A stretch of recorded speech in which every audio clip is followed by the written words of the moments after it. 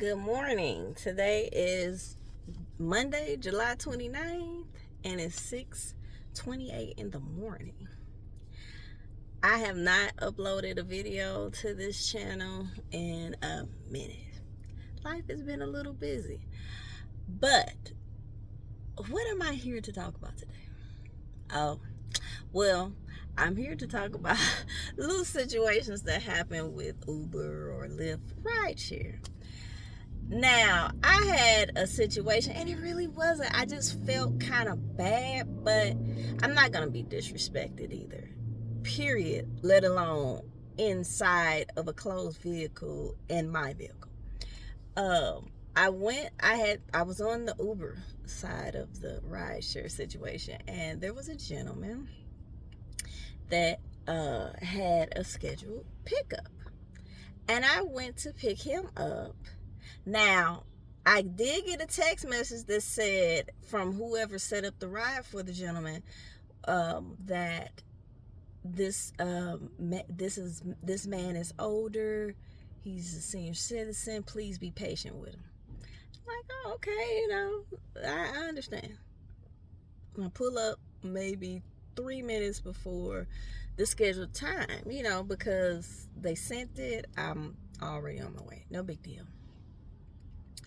The gentleman came out and he walked down the stairs, honestly, very smoothly. He had on sunglasses. It really wasn't sunny outside. My mind did not, really trip off much. Then he just stood at the bottom of his steps, kind of talking loud. And I'm just looking out the window and then I let the passenger window down to see what's going on. Because I didn't know if that was him. But I kept hearing him say, you need to announce yourself. I'm standing here. And he was saying it with a bit of an attitude. And I called his name out. I think it was Keith something. I said, Mr. Keith, blah, blah, blah. He was older, not that old. Looked like he was probably in his late 50s, early 60s. Anyway, and he was like, yes, are you the Uber driver? I said, well, yes, I am. He told me, you need to come closer and you need to announce yourself next time and stuff of that nature. And I'm like, okay. And I said, sir, do you think you're going to still need the ride? Well, I'm out here on I. What does that mean? And, he just had too bad of an attitude. Thank the Lord he was standing in front of his house, because I said, oh, okay. And honestly, I drove off. It's not funny, but hey, he could turn back around and go in his house and call these people for another ride.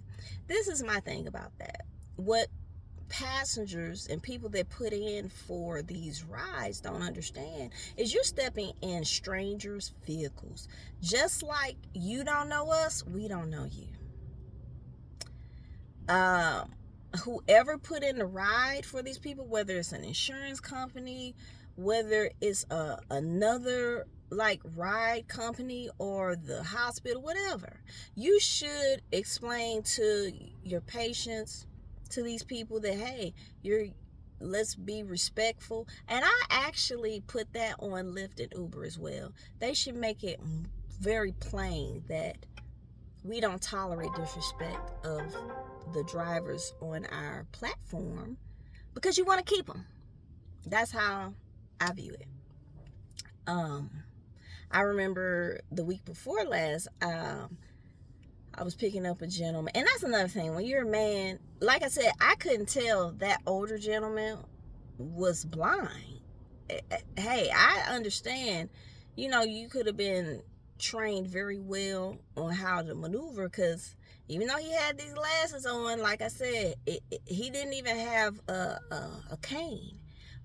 He had a Snooks bag in his hand, like maybe his lunch or something. But he was moving very smoothly down those steps. But I had was going to pick up another gentleman. Ride came through. Excuse me. And he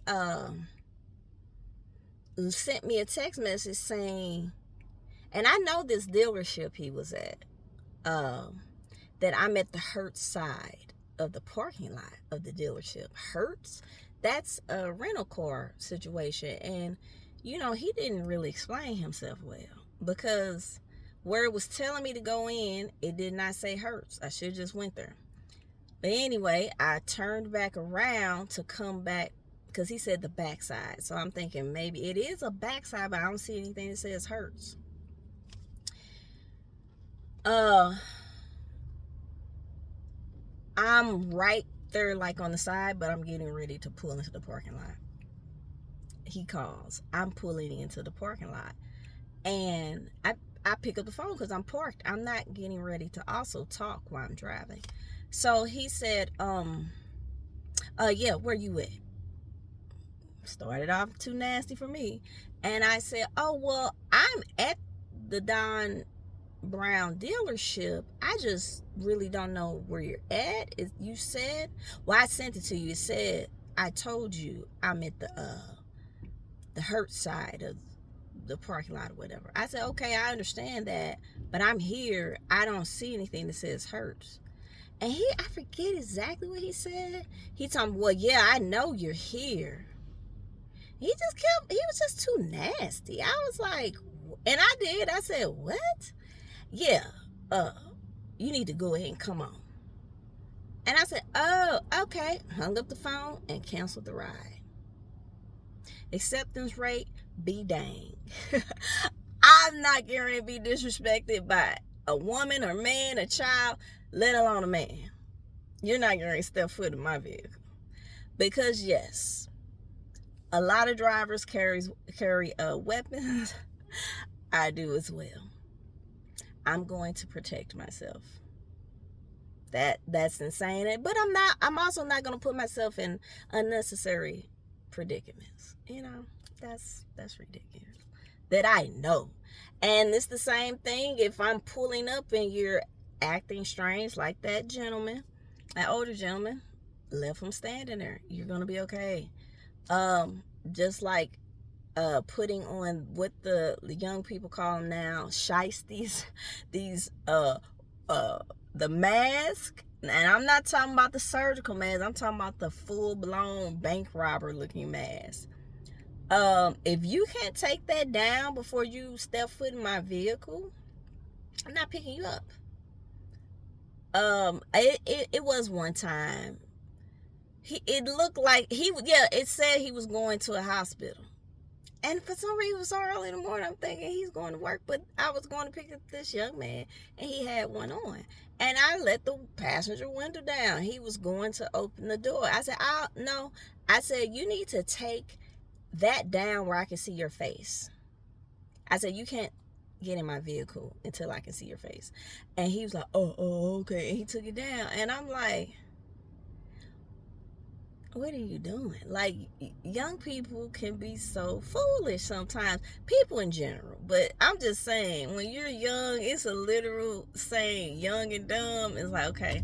So he got in. He was fine. He got out, and he put it back up. He's walking into the hospital door, and people are looking at him like, hey, I understand COVID and all of that. No. You need to do something better than these masks. Like, it's out of hand now. No, the shiesties, the bank robber mask. No.